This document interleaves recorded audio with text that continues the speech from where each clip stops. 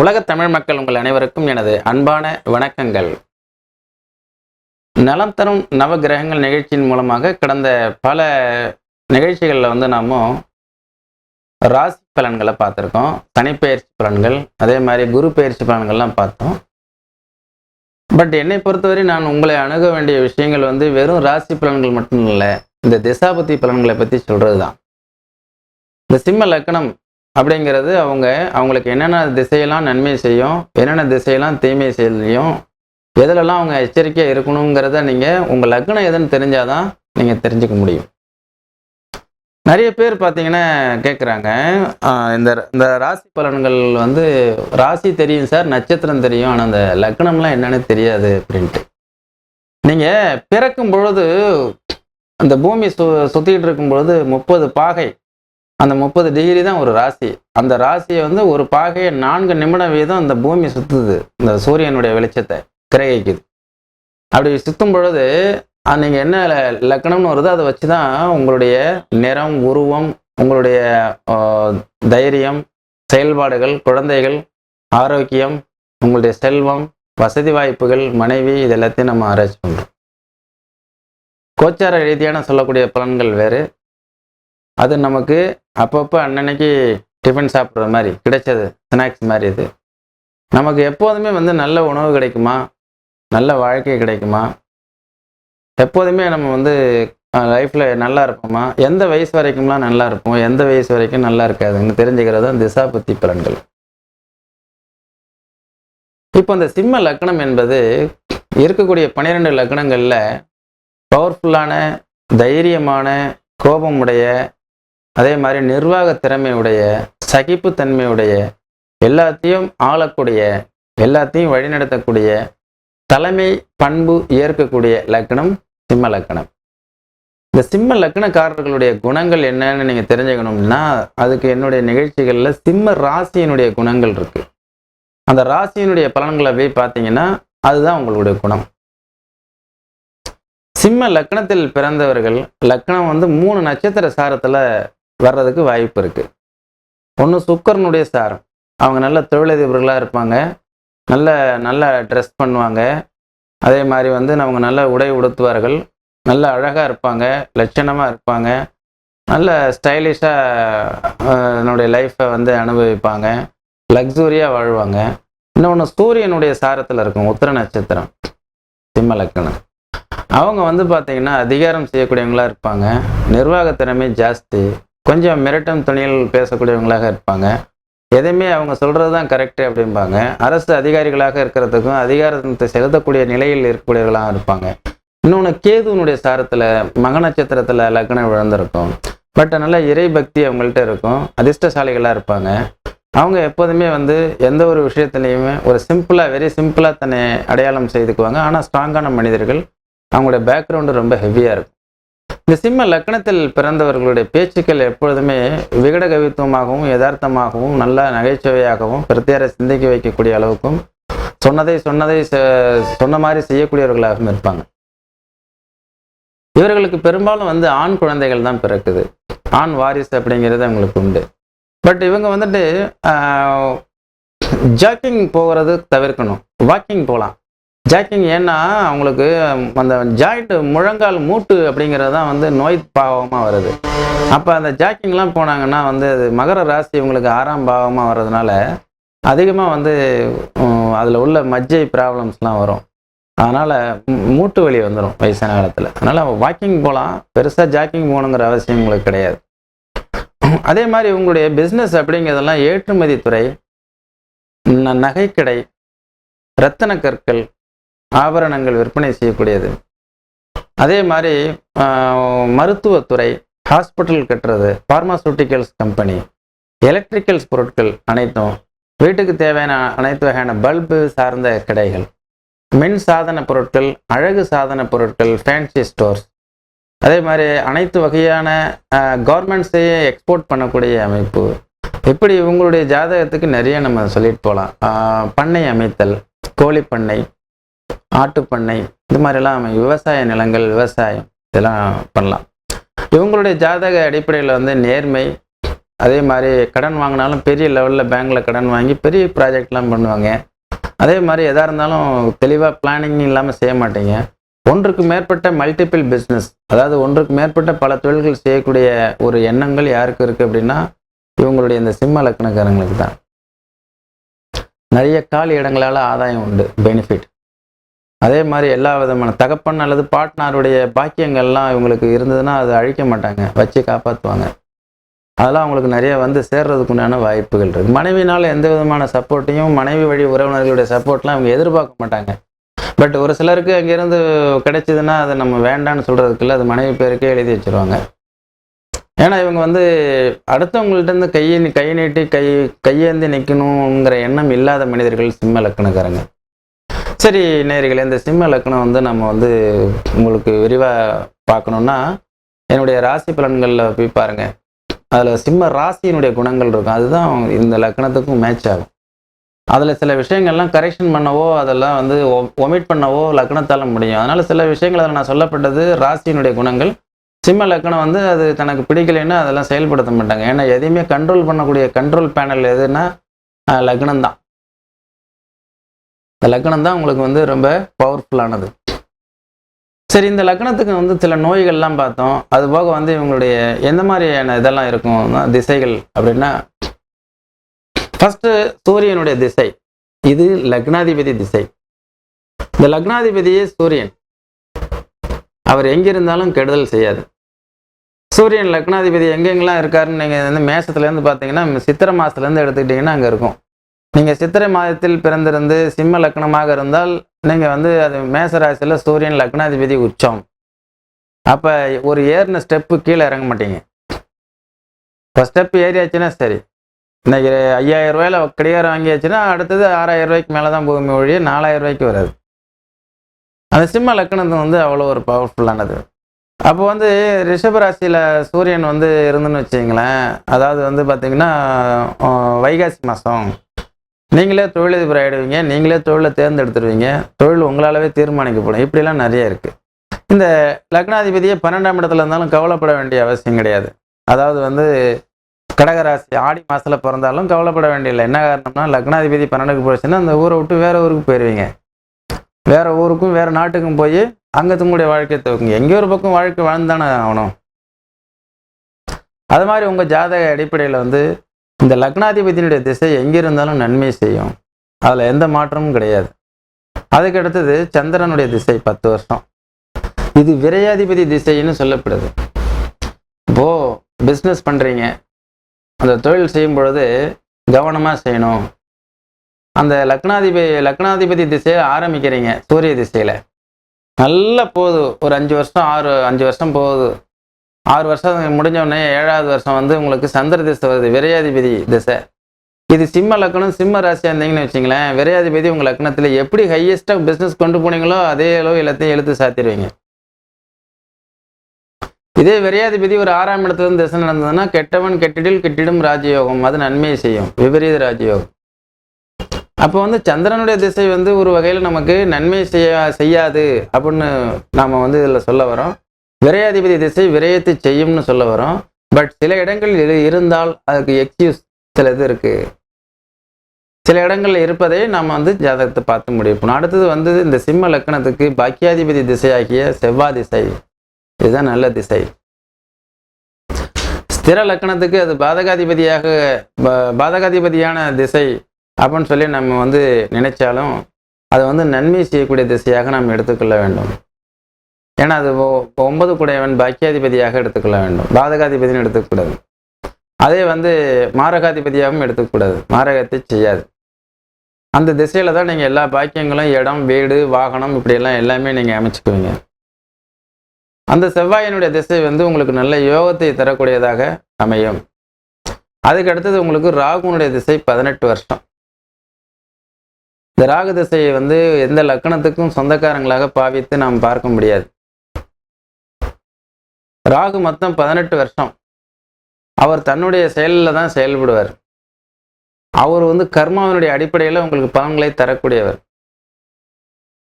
அந்த கர்மாவுக்கு தக்கவாறு உங்கள் ஜாதகத்தை நாம் பார்க்க வேண்டும். ராகு 18 வருஷமும் ஒருத்தவங்களுக்கு கொடுத்ததாக வரலாறும் இல்லை, 18 வருடம் ஒருத்தருக்கு கெடுத்ததாகவும் வரலாறும் இல்லை. ராகு என்பவர் தன்னுடைய சஞ்சித கர்மத்தில் ஒவ்வொரு மனிதனுடைய பலன்களை இந்த பிறவியில் அனுபவிக்க செய்வார். அதனால் அந்த ராகுனுடைய திசையில் அவர்களுக்கு பெரும்பாலும் மரணம் சம்பவிப்பதில்லை. எங்கோ ஒரு சிலர் வேணால் மரணம் சம்பவிக்கலாம். அதே நேரத்தில் அவரவர் பண்ண கர்ம வினைகளுடைய அடிப்படையில் ராகு இருந்த சாரம், நட்சத்திரம், இருந்த வீடு, அதை பொறுத்து அவர்களுக்கு நன்மை செய்யும். பொதுவாக அந்த சிம்ம லக்கணத்துக்குங்க ராகு அப்படிங்கிற ஒரு 12ஆம் இடத்துல இருந்தான்னு வைங்க, அவருக்கு ராஜயோகம்.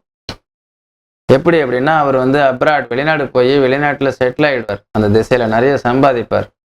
அது கல்ஃப் கண்ட்ரிஸ், இஸ்லாமிய நாடுகள் போன்ற நாடுகளுக்கு போனாருன்னா ரொம்ப ராஜயோகம். அதே மகர ராசியில் இருந்தாலும் அவருக்கு ராஜயோகம் அமைப்பை கொடுத்துருது. மகர ராசி அவருடைய லக்கணத்துக்கு 6ஆம் பாவகம். அதே மாதிரி 8ஆம் இடத்துல இருக்கும்போது 2ஆம் இடத்துல கேது இருக்கும், 8ல் ராகு இருக்கும். பிற கிரகங்களையும் பார்க்கணும். இந்த இடத்துல இருந்து திசை இருக்கும்போது கேர்ஃபுல்லாக இருக்கணும். 8 என்பதில் தீய கோள்கள் இருக்கலாம். ஆனால் அது 8ஆம் இடத்திலிருந்து 2ஆம் இடத்தை பார்க்கும். இன்வெஸ்ட்மெண்ட் வகையில் அவர் ஷேர் மார்க்கெட், ஷேர் ட்ரேடிங்லாம் பண்ணாருன்னா லாக் ஆகிடுவார். அதே மாதிரி சிம்ம லக்கணத்துக்கு பொதுவாக 10ஆம் இடத்தில் ராகு இருந்ததுன்னு வச்சுங்களேன், அதுவுமே ராஜயோகம் ரிஷபராசியில். ஏன் அப்படின்னாக்கா அந்த காலகட்டங்கள் பார்த்தீங்கன்னா 10ல் ஒரு பாவியாவது இருக்கணும்னு சொன்னாங்கல்ல. அப்போ அந்த ராகு திசை நல்ல ராஜயோகத்தை தரக்கூடிய ஏதாவது ஒரு தொழில் வகையில் நல்ல முன்னேற்றத்தையும் மேன்மையும். அப்போ சிம்ம லக்கணத்துக்கு ஒரு நல்ல ஃபர்னிச்சர்ஸ் கடை வைக்கலாம், ஹோம் நீட்ஸ் வைக்கலாம், வீட்டுக்கு தேவையான பொருட்கள் அனைத்தும் விற்பனை கடை வைக்கலாம். அந்த ராகு அங்கேருந்து திசை நடந்ததுன்னா அவருக்கு ராஜயோகத்தை கொடுத்துரும். அதனால் நாம் இது அனலைஸ் பண்ணி பார்க்கணும். உங்கள் ஒவ்வொருத்தவங்களுக்கும் லக்கணம் என்னென்னு நீங்கள் தெரிஞ்சுக்கணும்.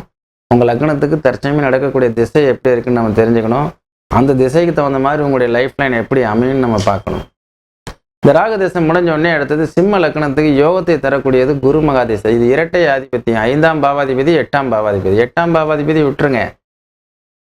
ஏன் அப்படின்னா இந்த சிம்ம லக்கணத்தை பொறுத்த வரைக்கும் 8 குரு லக்னாதிபதிக்கு நட்பு கிரகம், கெடுதல் செய்யாது. ஆனால் 5ஆம் பாவாதிபதி அவர் தான் குரு. அந்த 5ஆம் பாவாதிபதியினுடைய திசை சிம்ம லக்கணத்துக்கு நல்ல ராஜயோகத்தை தரும். அதில் தான் அவர் 16 வருஷம் நினைச்ச காரியங்கள்லாம் நடத்துகிறார். என்ன நினைக்கிறாரோ எல்லாமே அவருக்கு நடக்குது. அவருக்கு சாதகமாகவே இருக்கு. இந்த 16 ஆண்டுகள் அப்படிங்கிறது இந்த திசையில் நல்ல யோகத்தை தரக்கூடியதாக அமையும் பொழுது குருமகா திசையில் அவர் நினைச்சதெல்லாம் சாதிக்கிறாரு. அவருக்கு ஆண் வாரிசு, ஆண் குழந்தை பிறக்குங்கிறது விதி. பொதுவாக குழந்தைய பாக்கியம் இல்லாதவர்கள் அந்த 5 குடையவனுடைய குரு திசை நடக்கும்போது ஆண் வாரிசு உண்டு. அதுக்கப்புறங்க இந்த லக்கணத்துக்கு சனி திசை. சனி சிம்ம லக்கணத்துக்கு நேர் 6ஆம் பாவாதிபதி. 6 குடையவனும் 7 குடையவனுமாக திசை நடக்கும். ஒரு பக்கம் கடன் வாங்கிடுவார். சிம்ம லக்கணத்துக்கு சனி நன்மையானவர் கிடையாது. இன்னொரு பக்கம் என்ன செஞ்சணும், மனைவியை முன்னிறுத்திடணும். 7 குடையவன் அல்லது பார்ட்னர்ஷிப், அதாவது பார்ட்னர் நல்ல பார்ட்னராக இருக்கணும். சிம்ம லக்கணத்தோட கடைசி வரைக்கும் இணைஞ்சு வரக்கூடிய பார்ட்னராக இருக்கணும். அந்த சனியனுடைய திசையில் தனியாக மேன்மை பெற முடியாது. அப்போ யாராவது ஒருத்தவங்களுடைய பேரில் பார்ட்னர்ஷிப்பில் இந்த பிஸ்னஸ் பண்ணிங்கன்னா நல்லது. அப்போ சிம்ம லக்கணத்திற்கு சனி திசை எச்சரிக்கை தேவை, கவனம் தேவை. ரொம்ப அசால்ட்டாக அடுத்தவங்கள்ட்ட பொறுப்பை படைச்சிட்டு நீங்கள் பாட்டுக்கு வேடிக்கை பார்த்துட்டு பணம் வீட்டுக்கு ஒரு நினச்சிட்டு இருக்கக்கூடாது. கூட இருக்கவனே திருடிட்டு போயிடுவான். அடுத்தது புதன் மகா திசை. இந்த புதன் திசை இந்த சிம்ம லக்கணத்திற்கு முழுக்க நன்மை செய்யக்கூடிய திசை. இப்போதைக்கு நீங்கள் நல்ல ஒரு விலாசத்தை உருவாக்கி இருந்தீங்கன்னா, சனி திசையில் கஷ்டப்பட்டு இருந்தீங்கன்னா, இந்த புதன் திசையில் அதுவே உங்களை நல்ல ஹை ரேஞ்சு கொண்டு வந்து எல்லா வகையிலையும் ஒரு முன்னேற்றகரமான ஒரு இடத்துக்கு கொண்டு விட்டுடும். இந்த புதன் மகா திசை உங்கள் ஜாதக அடிப்படையில் தன லாபாதிபதி, எல்லா வகைக்கும் ஏற்றத்தையும் முன்னேற்றத்தையும் மேன்மையும் தரக்கூடியது. இது ஒரு 17 வருஷம். அடுத்தது அந்த கேது திசை வருது பாருங்க. கேது இந்த சிம்ம லக்கணம் அசராத லக்கணம், எதுக்கும் அசராது. அதனால் அந்த கேதுனுடைய திசை காலத்தில் நம்மளை இது என்ன செஞ்சிடணும்னு அசால்ட்டாக நினச்சிட்டாங்கன்னா அதில் ஏமாந்து போயிடுவாங்க. கேது 7 வருஷம். அது ரொம்ப ஷார்ட் பீரியடு தானே. அது என்ன ஒன்றும் பண்ண முடியாதுன்னு நினைக்கும் போது தான் நம்மளை ஏமாற்றி விட்டு ஏதாவது தேவையில்லாத நோய் நொடிகளை உருவாக்கி போடுறது. அந்த கேதுனுடைய திசை நடக்கும்போது நீங்கள் கரெக்டாக உங்கள் ஜாதகத்தை பார்த்து இப்போ என்ன திசை நடக்குது, எப்படி இருக்குது, இதெல்லாம் பார்த்து முடிவு பண்ணணும். அதுக்கப்புறம் சுக்கிரனுடைய திசை 20 ஆண்டுகள். சிம்ம லக்கணத்திற்கு ஸ்திர லக்கணத்துக்கு 10 குடையவன் பாதகாதிபதினு சொல்லுவாங்க. பெரும்பாலும் அது வந்து பெரிய அளவில் நன்மையும் இல்லை, பெரிய அளவில் தீமையும் இல்லைங்கிற மாதிரி தான் சுக்கிரனுடைய திசை உங்களுக்கு இருக்கும். ஏன்னா அந்த லக்னாதிபதி சூரியன் வந்து சுக்கிரனுடைய வீட்டில் நீசம். எப்படி வந்து அவங்க வந்து இவங்க சிம்ம லக்கணத்தில் சுக்கிரன் இருந்தாங்கன்னா அவங்க பகையாயிடுறாங்க. அப்போ ஒருத்தருக்கு ஒருத்தர் ஒரு அந்யோன்யம் இருக்காது. அப்போ சிம்ம லக்கணக்காரங்க சுக்கிர திசை வந்து புதன் திசை அளவுக்குலாம் இருக்காது. புதன் திசை அதே மாதிரி செவ்வாய் திசை அளவுக்குலாம் வந்து சுக்கிரன் இருக்காது. ஏதாவது ஒரு பார்ட் லக்கணத்துக்கு 3 குடையவன் முயற்சி. சிம்ம லக்கணக்காரர்கள் நல்ல முயற்சி எடுக்கக்கூடிய மனிதர்கள், எதை பற்றியும் கவலைப்பட மாட்டார். அந்த முயற்சி உடையார் இகழ்ச்சி அடையார்பாங்க. அந்த மாதிரியான முயற்சியில் வந்து அவர் முயற்சி எடுத்திருந்தாருன்னா வேணா ஓகே, அந்த சுக்கிர திசை உங்களுக்கு நன்மை செய்யும். 20 ஆண்டுகள் வேனஸ் குட்டி சுக்கிரன் வந்து சின்ன வயசுல வந்தால் நன்மை செய்யாதுங்கிறாங்க, அது வேற. 40 to 60 ரொம்ப அற்புதமான பீரியட். 30 to 50 மிக அற்புதமான பீரியட். சுக்கிரன் என்பதை சிம்ம லக்கணக்காரர்கள் நன்கு புரிந்து கொண்டு விட்டால் அவங்களுடைய லைஃப் மிக சிறப்பானதாக இருக்கும். சுக்கிரன் என்பது நம்மளுடைய சுக்கிலம்னு சொல்லுவோம், இந்திரியம்னு சொல்லுவோம். ரெண்டாவது அதுக்கு அடுத்தது பார்த்தீங்கன்னா சுக்கிரன் என்பது லக்ஸுரியா, மகிழ்ச்சியா, எல்லாவற்றையும் அனுபவிக்க வேண்டும் என்ற எண்ணம் உடையது. அந்த சிம்ம லக்கணத்துக்கு அதுக்கும் கான்ட்ரவர்ஸ் ஆகும்போது அது நற்பலனை கொடுக்காது. அது என்னுடைய அனுபவத்தில் நான் பார்த்தது. சில சிம்ம லக்கணக்காரர்கள் நியதியை மீற மாட்டேன், நான் இப்படித்தான் இருப்பேன், நான் இந்த மாதிரி தான் எளிமையாக தான் ட்ரெஸ் பண்ணுவேன். கேது அப்போ சுக்கிர தசை வந்ததுன்னா அது எப்படி வேலை செய்யும்? அதே சிம்ம லக்கணம் பூர நட்சத்திரத்தில் இருந்துன்னு வச்சிங்களேன், நான் வந்து 1 கோடி ரூபா கார் தான் வாங்குவேன் அப்படின்னு அதுக்கு முயற்சி எடுத்தாங்கன்னா அது கண்டிப்பாக வாங்கும். சரி, அந்த சுக்கிரன் பாதகாதிபதியாக வரும்போது என்ன செய்யும்? 1 கோடி ரூபா காரை கொண்டு போய் எந்த மாதிரி வாங்குறாருன்னு பார்க்கும். கடனில் வாங்கி கடன் கட்ட முடியாமல் ரிட்டர்ன் போயிடுச்சுன்னு வைங்க, சுக்கிரன் எனக்கு வேலை செய்யலைன்றுவாங்க. இவ்வளோதான். சுக்கிரன் என்பது இனிப்பு. அந்த இனிப்பை அளவாக நுகர்ந்தால் பிரச்சனை இல்லை, அதிகமாக ஆகும் பொழுது திகட்டிவிடும். திகட்டி விடக்கூடியவர்கள் சுக்கிரனை ஏசுவார்கள், அளவாக பயன்படுத்தக்கூடியவர்கள் சுக்கிரனை போற்றுவார்கள். இது எல்லாமே இந்த கோள்களின் கோலாட்டம். இந்த அண்டத்தில் உள்ளதுதான் அந்த பிண்டத்தில் இருக்கிறது. அந்த அண்ட சராசரம் தான் நமக்கு இறைவன், கடவுள். அதுதான் பிரபஞ்ச சக்தி. அந்த பிரபஞ்ச சக்திக்கு உருவம் கிடையாது. நாம் எதை வெளிப்படுத்துகிறோமோ அதை திருப்பி செலுத்தக்கூடியது நம்முடைய கடவுள். அதனால் அந்த பிரபஞ்ச சக்திகிட்ட நாம் வந்து இன்னையிலேருந்து ஒரு நல்ல விஷயம், அதாவது லக்னம் சிம்ம லக்னத்துக்கு சொல்கிறேன், லக்னாதிபதி சூரியன். அதனால் ஸ்ட்ரெயிட் ஃபார்வர்டாக எதையுமே வந்து நீங்கள் இதாகாமல், டென்ஷன் ஆகாமல், குழப்பங்கள் இல்லாமல், மனப்பதட்டம் இல்லாமல், பயம் இல்லாமல் இருக்கக்கூடிய மனிதர்கள் நீங்கள். அதனால் உங்கள் விஷயத்தில் உங்கள் லைஃப்பில் நீங்கள் தெளிவாக இருங்க. தெளிவாக இருந்தீங்கன்னா கண்டிப்பாக வெற்றி நிச்சயம். எனவே நேயர்களே, நாம் இந்த வாரம் வந்து இந்த நிகழ்ச்சியில் சிம்ம லக்னத்தினுடைய நிலைகள் எல்லாம் நம்ம பார்த்தோம். இந்த நிகழ்ச்சியினுடைய நோக்கமே வந்து ஒரு விழிப்புணர்வு நிகழ்ச்சி தான். ஏன்னா ராசி பலன்கள் மட்டுமே தான் நீங்கள் சொல்லிட்டு இருக்கிறீங்க. நீங்கள் லக்னம் இதெல்லாம் ஒரு சிலர் வந்து இந்த சிம்ம ராசி பதிவுலாம் பார்த்தீங்கன்னா நான் என்னை வந்து ஒரு ஃப்ராடுலாம் போட்டிருக்கிறாங்க. அதை பார்த்தேன். சிம்ம ராசி பதிவு பாருங்களேன், ஃப்ராடு. அவங்க யாரும் நம்ம ஃப்ராடுத்தனம் பண்ணுறதில்ல, நம்ம யாரையும் ஏமாத்துறதில்ல. நம்மளுடைய எங்கள் அலுவலகத்துக்கு வந்தீங்கன்னா எங்கள் ரெகுலரான கஸ்டமர்களை கேட்கணும், இவர் எப்படி ஜோசியம் பார்ப்பாரு, கரெக்டாக பார்ப்பாரா இல்லையா அப்படின்னு. அதே மாதிரி வந்து பார்த்தீங்கன்னா எங்களுக்கு வந்து இவர் சொன்ன ப்ரெடிஷன் வேறு எது ஒன்று வந்து கேட்டவர்கள் வந்து ஒரு விதமாக நீங்கள் எதிர்பார்ப்பில் கேட்கும்பொழுது நாம் எதிர்கால பலனை சொல்லிகிட்டு இருக்கோம். அவங்க வந்து உட்காந்துட்டு குழந்தைக்கு நோய் இருக்குது நீங்கள் சொல்லவே இல்லைன்னு சொல்லிட்டு ஒருத்தவங்க பதிவு பண்ணியிருப்பாங்க. பட் இந்த நிகழ்ச்சி என்பது நம் எதிர்காலத்தை பற்றி அறிந்து கொள்வதும் எதிர்காலத்துக்கு நல்ல மேன்மை வலு சேர்க்கக்கூடியதும் அமைச்சு கொடுக்கறது தான் இன்னைக்கு போடுற பேஸ்மெண்ட்டும். நம்ம கடந்த காலங்களே பேசிகிட்டு இருந்தோம்னா நிகழ்காலம் வந்து குழப்பம் தெரிவிக்கும்.